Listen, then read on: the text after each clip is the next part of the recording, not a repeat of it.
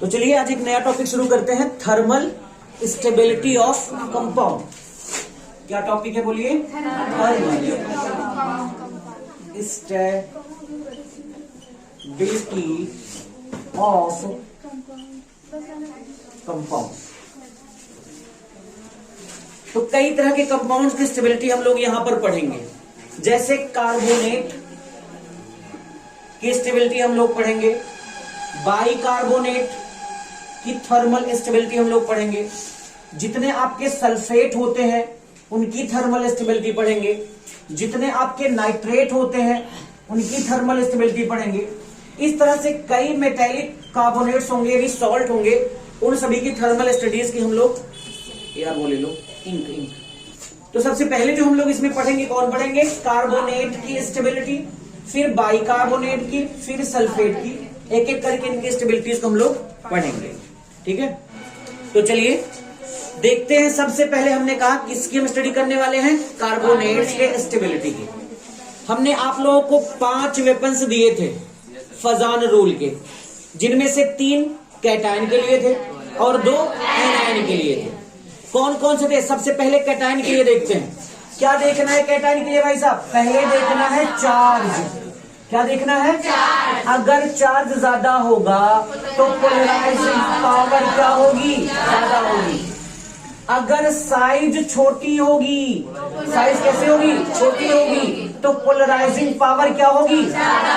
ज्यादा होगी। और मैंने कहा था pseudo noble gas electronic configuration, pseudo noble gas electronic configuration जिसके पास होगा उसकी भी पोलराइजिंग पावर क्या होगी? ये 3 फैक्टर थे जो किसको इफेक्ट कर रहे थे? पोलराइजिंग पावर को। किसको कर रहे थे? बताओ, चार्ज ज्यादा होगा तो पोलराइजिंग पावर ज्यादा होगी, साइज छोटी होगी तो पोलराइजिंग पावर ज्यादा होगी, और जिसके पास कौन सा इलेक्ट्रॉनिक कॉन्फ़िगरेशन हो? हाँ, pseudo noble gas electronic configuration, उसकी पोलराइजिंग पावर क्या होगी? ज्यादा होगी। फिर उसके बाद आयन के लिए भी 2 बात बताई हुई थी। क्या था? पहले तो देखो चार्ज, क्या देख लो भाई साहब? अगर चार्ज ज्यादा होगा तो पोलराइजेबिलिटी क्या होगी भाई साहब? ज्यादा होगी। अगर साइज क्या हो जाए, यहाँ पर साइज हो जाए बड़ा तो पोलराइजेबिलिटी क्या हो जाएगी? ज्यादा हो जाएगी। यानी साइज अगर ग्रेटर होगी तो पोलराइजेबिलिटी भी क्या हो जाएगी? बस पूरे फजान रूल में जो पोलराइजिंग पावर है और पोलराइजेबिलिटी है, इनको इफेक्ट करने वाले यही फैक्टर्स होते हैं। और मैंने क्या कहा था कि जितना ज्यादा पोलराइजिंग पावर होगी कैट आयन में, उसमें पोलराइजेशन उतना ज्यादा आएगा। जितना ज्यादा पोलराइजेबिलिटी होगी एन आयन में, उतना ज्यादा पोलराइजेशन आएगा। अब आप एक बात और जानते हो यार कि जितना ज्यादा पोलराइजेशन होगा उतना ज्यादा कोवैलेंट कैरेक्टर होगा। कौन सा होगा भाई साहब? कोवैलेंट कैरेक्टर भी उतना क्या हो जाएगा? ज्यादा हो जाएगा। और हमने क्या कहा था? जितना ज्यादा पोलराइजेशन उतना ज्यादा कोवैलेंट कैरेक्टर, और जितना कम पोलराइजेशन उतना ज्यादा आयोनिक कैरेक्टर। अब जरा हमें ये बताओ, आयोनिक कंपाउंड की स्टेबिलिटी ज्यादा होगी थर्मल स्टेबिलिटी कि कोवैलेंट कंपाउंड की ज्यादा होगी? गलत बात। आयोनिक कंपाउंड, यानी आयोनिक कंपाउंड्स को अगर आप गर्म करते हो तो गर्म करके उनको डिकम्पोज करना मुश्किल होता है, क्योंकि मैंने क्या कहा था? आयोनिक कंपाउंड्स में पावरफुल इलेक्ट्रोस्टैटिक अट्रैक्शन फोर्स होता है ना भाई साहब, तो उनको तोड़ना मुश्किल होता है। इसलिए कोवैलेंट जो होते हो थर्मली अगर देखा जाए तो अनस्टेबल होते हैं जितने ज्यादा कोवैलेंट कंपाउंड होंगे। आयोनिक कंपाउंड थर्मली स्टेबल होते हैं भाई साहब। आयोनिक कंपाउंड क्या होते हैं? थर्मली स्टेबल होते हैं। अब कहोगे सर जी कैसे, कुछ एग्जांपल लेके बताओ तो समझाता हूं तुम्हें। चलो पहले ये सारी बात सब लोग समझ गए नहीं समझ गए भाई साहब? इन्हीं 5 वेपन्स का हम लोग यूज करेंगे पूरी स्टेबिलिटी में। क्या याद रखना है जरा समझिए थोड़ा सा। देखो हमने क्या कहा कि अगर कोवैलेंट कैरेक्टर ज्यादा होगा, अगर कोवैलेंट कैरेक्टर ज्यादा होगा तो थर्मल स्टेबिलिटी ऑफ कंपाउंड कम हो जाएगी। क्या मैंने बोला बताइए? कोवेलेंट कैरेक्टर ज्यादा होगा तो थर्मल स्टेबिलिटी क्या हो जाएगी? कम हो जाएगी। अगर आयोनिक कैरेक्टर ज्यादा होगा तो थर्मल स्टेबिलिटी क्या हो जाएगी? बढ़ जाएगी। बात समझ में आई कि नहीं है? यानी कोवेलेंट कैरेक्टर ज्यादा तो थर्मल स्टेबिलिटी, आयोनिक कैरेक्टर ज्यादा तो थर्मल स्टेबिलिटी ज्यादा हो जाएगी। अब आप जानते हो कि जिसमें जितना ज्यादा पोलराइजेशन होगा कोवेलेंट कैरेक्टर उतना ज्यादा होगा, और कोवेलेंट कैरेक्टर उतना ज्यादा होगा तो थर्मल स्टेबिलिटी उतनी कम हो जाएगी। समझ रहे हो बात को कि नहीं? तो चलो हम पहले कुछ एग्जांपल्स लेते हैं। हम आपको बताते हैं कि जब हम लोग चलते हैं पीरियड में लेफ्ट टू राइट, कुछ याद है कि नहीं याद है? तो लेफ्ट टू राइट अगर चलते हैं तो आप लोग जानते हो कि जो साइज होती है, एटॉमिक साइज जो होती है या आयोनिक साइज जो होती है वो घटती है। एग्जांपल थर्ड पीरियड का एलिमेंट कोई ले लेते हैं। थर्ड पीरियड में क्या था भाई साहब? सोडियम प्लस था, और क्या था? मैग्नीशियम डबल प्लस था, और क्या होता है? एल्यूमिनियम ट्रिपल प्लस था। अब तुम मुझे बताओ इसमें किसकी साइज सबसे छोटी होगी? बताओ।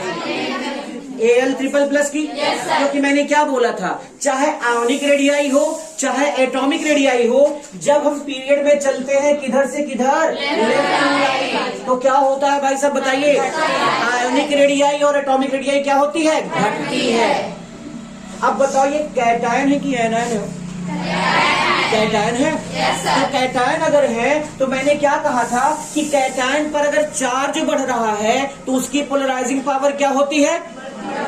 बढ़ती है। और साथ ही साथ साइज को भी चेक करो तो साइज भी देखो इनकी क्या होती है? अभी छोटी होती जा रही है भैया। तो बताओ पोलराइजिंग पावर सबसे ज्यादा किसमें होगी? Al ट्रिपल प्लस में होगी। यानी कि अगर इनके कार्बोनेट्स हम बनाते हैं, कार्बोनेट बनाते हैं तो सबसे ज्यादा कोवेलेंट कैरेक्टर किसमें होगा? Al वाले में होगा कि Na वाले में होगा? चलो बनाते हैं। इसका अगर बनाए कार्बोनेट तो Na2CO3 बनेगा। इसका कार्बोनेट बनाएंगे तो क्या बनेगा? MgCO3 बनेगा। और इसका बनाएंगे तो Al2CO3 का होल थ्राइस बनेगा। नहीं पता है? देखो यार आप जब सॉल्ट बनाते हो तो कैसे बनाते हो बताओ?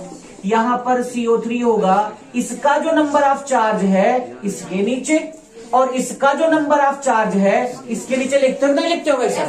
अरे उसका मैग्नीट्यूड लिखते हो यार, साइन ना लिखते भाई। नहीं कह दो सर जी यहाँ +3 है तो यहाँ +3 लिखो, यहाँ -2 है तो यहाँ -2 लिखो। हम चार्ज के मैग्नीट्यूड की बात कर रहे हैं, ना कि मैं बात कर रहा हूं चार्ज की, समझ गए? उसकी सिर्फ मैग्नीट्यूड की बात कर रहा हूं। तो अब बताओ यहां पर कितना हो जाएगा? Al2 और CO3 का, नहीं आई बात समझ में? अब बताओ इसमें कौन से कार्बोनेट में कोवेलेंट कैरेक्टर सबसे ज्यादा है? बताओ। Al2CO कहे क्योंकि ड्यू टू पोलराइजेशन, याद आया कि नहीं याद आया? हमने खजान में ही बताया था। क्या बताया था बताइए तो? इन ionic compound developed covalent character due to polarisation, more polarisation then more covalent character. यानी कि आप देख रहे हो इसकी साइज सबसे छोटी और चार्ज सबसे ज्यादा, इस वजह से इसमें पोलराइजिंग पावर का अगर हम ऑर्डर देखें तो सबसे ज्यादा किसमें आ रहा है भाई साहब? इसमें। तो अगर पोलराइजिंग पावर सबसे ज्यादा है तो इसमें पोलराइजेशन भी सबसे ज्यादा हो रहा होगा। तो अगर पोलराइजेशन का ऑर्डर देखें तो सबसे ज्यादा किसमें आ रहा है? Al2CO3 का होल थ्राइस में। सबसे कम पोलराइजेशन किसमें हो रहा है? अब मैंने बताया था कि जितना ज्यादा पोलराइजेशन होगा उतना ज्यादा कौन सा कैरेक्टर बढ़ेगा भाई साहब? कोवेलेंट कैरेक्टर बढ़ेगा। कौन सा कैरेक्टर बढ़ेगा? कोवेलेंट कैरेक्टर बढ़ेगा।